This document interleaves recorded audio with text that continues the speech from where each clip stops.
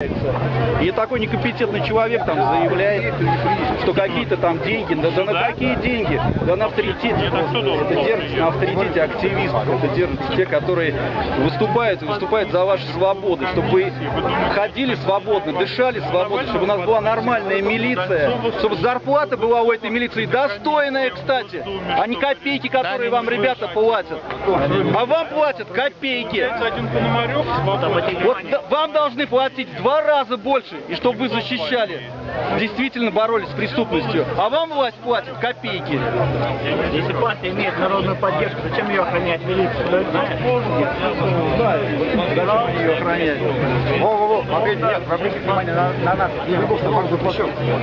Собаки, вот они. Интересно получается. Выгол собака в плечо! Этот человек, который давал интервью. Выгол собака в плечо! Выгол собака в плечо! Какой он председатель после этого партии, вот этой вот, которая называется патриот, какой он патриот вообще партии Выгол собака в плечо! идет подмена понятий. Большинство просто дурит.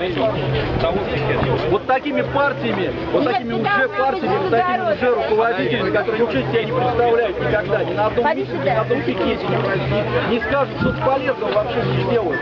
Сцепился за свой Господа журналисты, покажите, пожалуйста, снимите, покажите, отправьте в камеру эту Даниле Шепелеву, который так активно именно боролся с этой вот идеологией, которую сейчас они пытаются навязать обществу, да, пытаются что-то рассказать. Вот их бывший активист Данила Шепелев, который непонятно почему сейчас оказался сейчас за решеткой, которому 3 года дали, да, он сейчас просто, наверное, я думаю, не поймет своих бывших товарищей по партии и просто будет в шоке, приходится выходить из этой. Придется выйти, наверное, еще из этой партии уже заочно, потому что то, что происходит, то, что еще на выборах они показали, они просто перечеркнули и поставили на себе крест на своем уважении, народном уважении.